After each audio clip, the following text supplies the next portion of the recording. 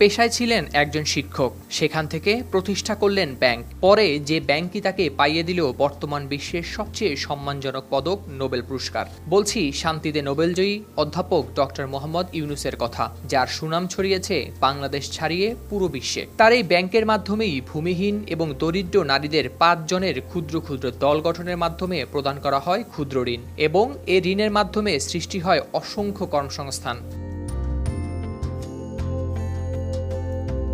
ব্যাংকের পরিধি বাড়ার সাথে সাথে দরিদ্রদের রক্ষা করতে ব্যাংক অন্যান্য পদ্ধতিও প্রয়োগ করে। ক্ষুদ্র ঋণের সাথে যোগ হয় গৃহঋণ, মৎস্য খামার এবং সেচ ঋণ প্রকল্প সহ অন্যান্য ব্যাংকিং ব্যবস্থা।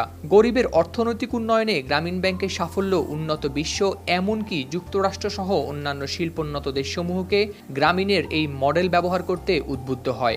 অথচ বিশ্বব্যাপী সমাদৃত এই মানুষটি নিজ দেশেই গত 1.5 দশকেরও বেশি সময় ধরে ছিলেন কোণঠাসা। কর্তৃত্ব হারিয়েছিলেন নিজের প্রতিষ্ঠিত সেই গ্রামীণ ব্যাংকের। নোবেল পুরস্কার অর্জনের মাত্র 5 মাসের মাথায় রাজনৈতিক দল গঠনের কার্যক্রম করে সবাইকে অবাক করে দিয়েছিলেন অধ্যাপক ডক্টর ইউনূস। 2007 সালে সেনা সমর্থিত তত্ত্বাবধায়ক সরকারের সময় আওয়ামী লীগ সভাপতি শেখ হাসিনা ও বিএনপি চেয়ারপারসন খালেদা জিয়াকে রাজনীতি থেকে সরাতে বেশ আলোচনায় ছিল -2 ফর্মুলা। পরবর্তীতে 2008 সালের 29শে ডিসেম্বরের নির্বাচনের মাধ্যমে শেখ হাসিনা আসেন ক্ষমতায়। -2 ফর্মুলার পেছনে অধ্যাপক ইউনূসকেই একজন মাস্টারমাইন্ড মনে করতেন শেখ হাসিনা। এরপর 2009 সালে শেখ হাসিনা সরকার গঠনের পর গত 1.5 দশকের বেশি সময় ধরে ব্যাংকের কর্তৃত্ব হারানো সহ বিভিন্ন মামলায় আদালতে বারবার দিতে হয়েছে হাজিরা।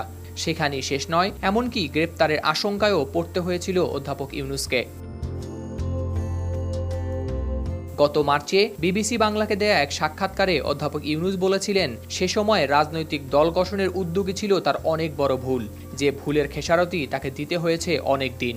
বাংলাদেশের পদত্যাগী প্রধানমন্ত্রী শেখ হাসিনা ইস্তফা দিয়ে দেশ ত্যাগের পর দেশের অন্তর্বর্তী সরকারের প্রধান হিসেবে মনোনীত করা হয়েছে শান্তিতে নোবেলজয়ী এই অধ্যাপক ডক্টর মোহাম্মদ ইউনূসকে। তার নেতৃত্বে গঠিত হতে যাচ্ছে নতুন এই সরকার। এই সরকারের বাকি সদস্যদের নাম চূড়ান্ত করা হবে রাজনৈতিক দলগুলোর সঙ্গে আলোচনার মাধ্যমে। আগামী জাতীয় সংসদ নির্বাচন না হওয়া পর্যন্ত দায়িত্ব পালন করবে ওই সরকার।